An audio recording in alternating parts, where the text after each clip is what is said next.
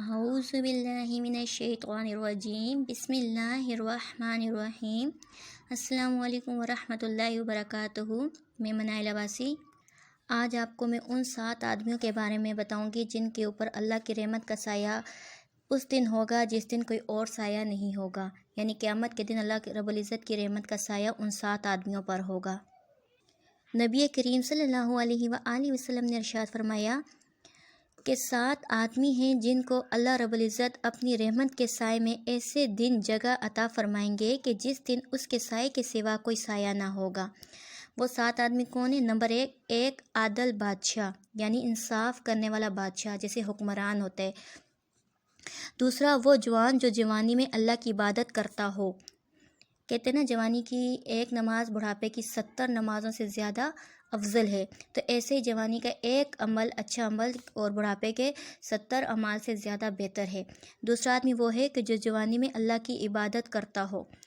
تیسرا، وہ شخص جس کا دل مسجد میں اٹک رہا ہو، یعنی جیسے نماز کے اذان کی آواز آئے اور وہ فوراً مسجد کی طرف بھاگے اور ایک نماز سے دوسری نماز تک کا انتظار کرے۔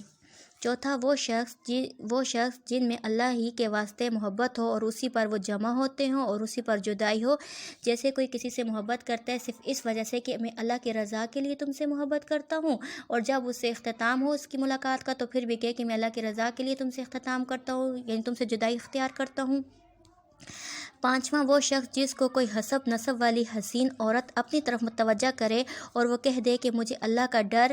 ہے، یعنی کوئی حسین عورت اس کو اپنے عشق کے جال میں پھنسانے کی کوشش کرے اور وہ اس کی طرف مائل نہ ہو، اور وہ یہ کہے کہ مجھے اللہ رب العزت کا ڈر ہے، اس وجہ سے میں تمہاری طرف مائل نہیں ہوتا، یعنی زنا اور باقی کسی کام کی طرف مائل نہ ہو۔ چھٹا، وہ شخص جو ایسے مخفی طریقے سے صدقہ کرے کہ دوسرے ہاتھ کو خبر نہ ہو، یعنی ایک ہاتھ صدقہ دے تو دوسرے ہاتھ کو خبر نہ ہو۔ صدقے کے فضائل کے بارے میں بھی انشاءاللہ رب العزت کے حکم سے میں آگے ویڈیو بناؤں گی۔ یہاں صرف اتنا بتا دیا کہ ایک ہاتھ اگر صدقہ کرتا ہے تو دوسرے ہاتھ کو خبر بھی نہ ہو کہ اس نے کیا صدقے میں دیا ہے۔ مگر افسوس کی بات، آج اگر ہم کسی کے اوپر اللہ کے راستے پہ خرچ کرتے ہیں کسی بندے کو، تو پھر ہم اس پہ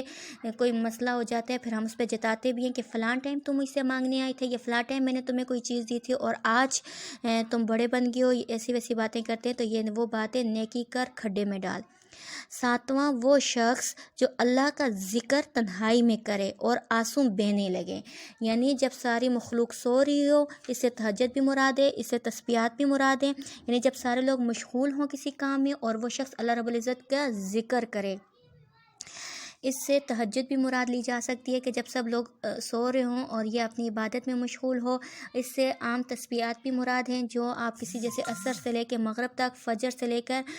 فجر کے بعد کی جو تسبیحات کا ذکر ہے، یا عصر سے لے کے جو مغرب کے دوران جو تسبیحات کی جاتی ہے وہ ذکر ہے، اس سے کہ وہ اس سے ذکر مراد ہے۔ ایک حدیث مبارکہ میں ہے، جو شخص صبح کی نماز جماعت سے پڑھے پھر آفتاب نکلنے تک اللہ کے ذکر میں مشغول رہے، پھر 2 رکعت نفل پڑھے، پھر اس کو ایسا ثواب ملے گا جیسے حج اور عمرے پر ملتا ہے، اور حج اور عمرہ بھی وہ جو کامل ہو، یعنی جس کی قبولیت کا خبر مل جائے۔ نبی کریم صلی اللہ علیہ وسلم نے ارشاد فرمایا کہ میں ایک جماعت کے ساتھ صبح کی نماز کے بعد سے آفتاب نکلنے تک ذکر میں مشغول رہوں، یہ مجھے دنیا اور دنیا کی تمام چیزوں سے زیادہ محبوب ہے۔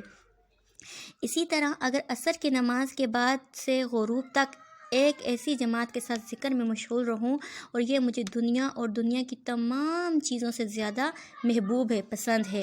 اور انہی وجوہ سے صبح کی نماز کے بعد اور عصر کی نماز کے بعد جو تسبیحات کی جاتی ہے اس کا زیادہ ثواب ملتا ہے۔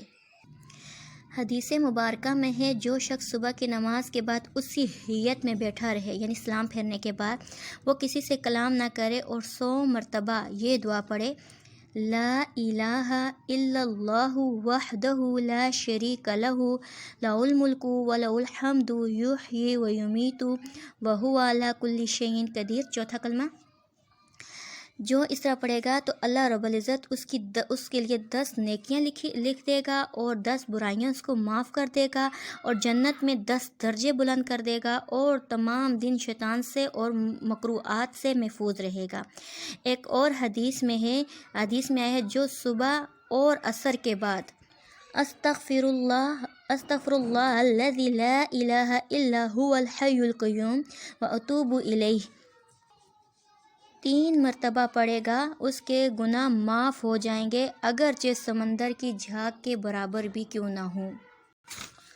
حدیث مبارکہ میں ہے جناب نبی کریم صلی اللہ علیہ وآلہ وسلم نے ارشاد فرمایا، دنیا ملعون ہے، یعنی لعنت کی گئی، اللہ کی رحمت سے دوری ہے، اور جو کچھ دنیا میں ہے سب ملعون ہے، یعنی اللہ کی رحمت سے دور ہے، مگر اللہ کا ذکر اور وہ چیز جو اس کے قریب ہو وہ عالم اور طالب علم ہے، یعنی عالم اور طالب علم۔ علم کا ذکر اس لیے کیا گیا ہے، کہتے ہیں بغیر علم کے اللہ کو پہچان نہیں سکتا بندہ، اور دوسری صورت میں اسی وجہ سے علم سے بڑھ کر کوئی عبادت نہیں ہو سکتی، کیونکہ اس لیے حدیث مبارکہ میں عالم اور طالب علم کو علیحدہ اہتمام کی وجہ سے فرمایا گیا، علم بہت ہی بڑی دولت ہے۔ اسی طرح ایک حدیث مبارکہ میں ہے، علم کا صرف اللہ کے لیے سیکھنا اللہ کے خوف کے حکم میں ہے، اور اسی کے طلب یعنی تلاش کرنا عبادت ہے، اس کو یاد کرنا، اس کی تسبیح بیان کرنا بہت ضروری ہے۔ ذکر تصوف کا اصول ہے اور تمام صوفیہ کے سب طریقوں پر رائج ہے، یعنی جس شخص کے لیے ذکر کا دروازہ کھل گیا اس کے لیے اللہ رب العزت تک پہنچنے کا دروازہ بھی کھل گیا، اور اللہ رب العزت تک پہنچ گیا تو وہ جو چاہتا ہے وہ پاتا ہے، اللہ رب العزت کے پاس کسی چیز کی کمی نہیں ہے۔ آدمی کے دل کا ایک گوشہ ہے جو اللہ کے ذکر کے علاوہ کسی چیز سے پر نہیں ہوتا، جب ذکر دل پر مسلط ہو جاتا ہے تو وہ نہ صرف اس گوشے کو پر کر دیتا ہے بلکہ ذکر کرنے والے کو بغیر مال کے غنی یعنی مالدار کر دیتا ہے، اور بغیر کنبے اور جماعت کے لوگوں کے دلوں میں عزت والا بنا دیتا ہے، اور بغیر سلطنت کے بادشاہ بنا دیتا ہے، اور جو شخص ذکر سے غافل ہوتا ہے وہ باوجود مال دولت کنبے حکومت کے باوجود بھی وہ ذلیل و خوار پھرتا ہے۔ اللہ کے نزدیک پرہیزگار لوگوں میں زیادہ معزز عزت والا یعنی وہ لوگ ہیں جو ذکر میں ہر وقت مشغول رہتے ہیں، اس لیے کہ تقوی جنت تک پہنچا دیتا ہے، اور ذکر اللہ کی یاد کو تازہ کر دیتا ہے اور انسان کے دل میں سکون پیدا کر دیتا ہے۔ ذکر کی وجہ سے آدمی میں ایک خاص قسم کی قوت پیدا ہوتی ہے، جس کی وجہ سے وہ ایسے کام اس سے صادر ہونے لگتے ہیں کہ جو دشوار نظر آتے ہیں۔ جناب نبی کریم صلی اللہ علیہ وآلہ وسلم نے اپنی بیٹی حضرت فاطمہ رضی اللہ تعالی عنہا کو جب انہوں نے چکی کی مشقت اور کاروبار کی دشواری کی وجہ سے ایک خاص خادم طلب کیا تو فرمایا کہ سبحان اللہ الحمدللہ، یعنی 33 مرتبہ سبحان اللہ پڑھا کرو، 33 مرتبہ الحمدللہ پڑھا کرو، اور 34 مرتبہ اللہ اکبر پڑھنے کا حکم دیا،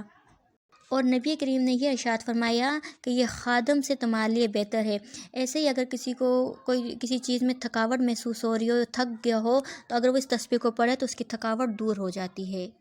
آخرت کے لیے کام کرنے والے سب دوڑ رہے ہیں، یعنی ہر جماعت بھاگ رہی ہے، ہر بندہ یہ چاہتا ہے کہ میں کوئی نہ کوئی ایسا کام کروں جو آخرت میں میرے کام آئے۔ کہتے ہیں اس میں جو دوڑ میں سب سے آگے جو ہیں وہ ذاکرین یعنی ذکر کرنے والے ہیں، جو اللہ رب العزت کے ذکر کرتے ہیں۔ ذکر سے مراد یعنی ہر وقت سبحان اللہ، استغفر اللہ، الحمدللہ، سبحان اللہ وبحمدہ، سبحان اللہ العظیم، یا کوئی اور ورد یا اللہ کے 99 ناموں میں سے کوئی کسی کا ورد کر لے، یہ سب ورد اس میں شامل ہیں، یعنی ذاکرین ذکر کرنے والے سب سے آگے ہیں۔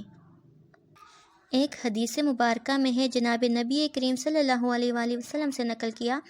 کہ مفرد لوگ آگے بڑھیں گے۔ صحابہ نے عرض کیا مفرد لوگ کون ہیں؟ نبی کریم صلی اللہ علیہ وآلہ وسلم نے ارشاد فرمایا، ذکر پر مر مٹنے والے، ذکر ان کے بوجھوں کو ہلکا کر دیتا ہے۔ ذکر کرنے والا اللہ تعالیٰ کی تصدیق کرتے ہیں اور اس کو سچا بتاتے ہیں، اور جس شخص کو اللہ تعالیٰ خود سچا بتائیں اس کا حشر جھوٹوں کے ساتھ نہیں ہو سکتا۔ حدیث مبارکہ میں ہے جب بندہ لا الہ الا اللہ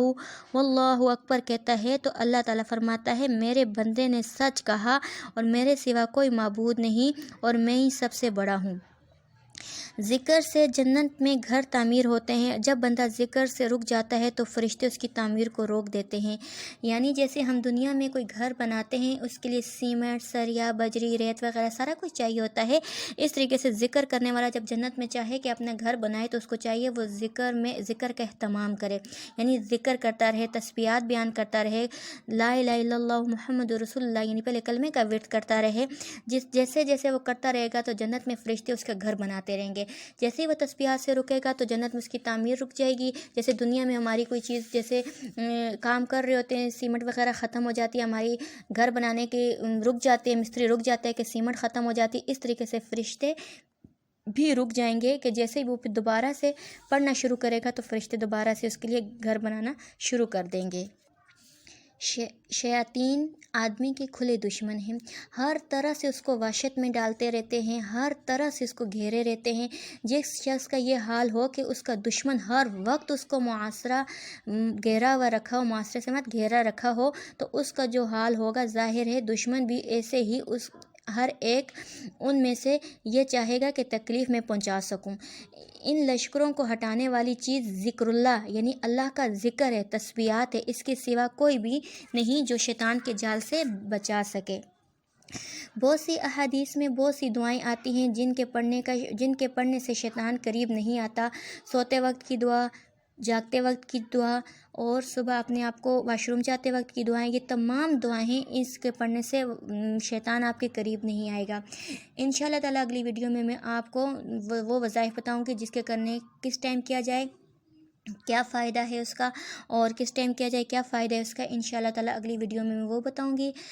دعاؤں میں مجھے یاد رکھیے گا۔ وآخر دعوانا والحمد للہ رب العالمین۔ السلام علیکم۔